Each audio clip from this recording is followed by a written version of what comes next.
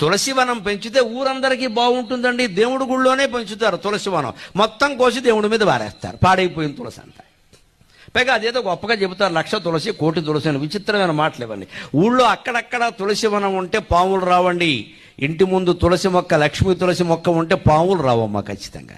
పిల్లలు ఆరోగ్యంగా ఉంటారు, వ్యాధులు రావు. అనేక రకాల వ్యాధులను తులసి మొక్క ఆపు చేస్తుంది ఖచ్చితంగా. ఊరు మధ్యలో కొంత స్థలం వదిలేసి అక్కడ తులసివనం పెంచితే ఊళ్ళోకే పాములు రావు, ఊళ్ళోకి వ్యాధులు కూడా రావు.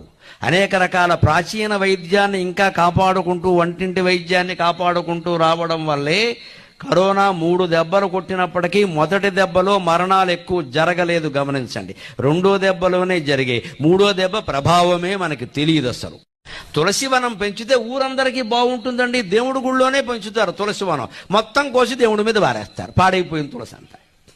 పైగా అదేదో గొప్పగా చెబుతారు, 1,00,000 తులసి 1,00,000 తులసి అని. విచిత్రమైన మాటలు ఇవన్నీ.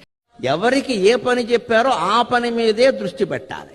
ఎప్పుడు ఏ పని చేస్తున్నామో ఆ పని మీదే దృష్టి పెట్టాలి. అప్పుడు 1000 పనులు చేయొచ్చు, 1,00,000 ఏళ్ళు జీవించవచ్చు హాయిగా. అనుమానమే లేదు.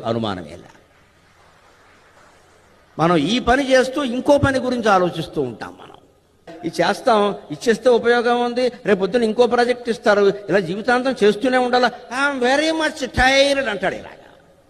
అసలు ఆలోచన ఇప్పుడు ఎందుకు? నీకు అప్పగించిన పని ఏదో చెయ్యి. వెరీ మచ్ టైర్డ్ ఇవన్నీ దేనికి?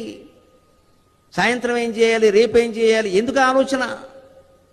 అంటే పిన్ పాయింట్ అంటారు దీన్ని. ఎప్పుడు పని చేసేటప్పుడు ఉద్యోగుల దృష్టి ఎలా ఉండాలంటే, హాల్లో ట్యూబ్ లైట్లా ఉండకూడదు మిత్రమా, చేతిలో టార్చ్ లైట్లా ఉండాలి.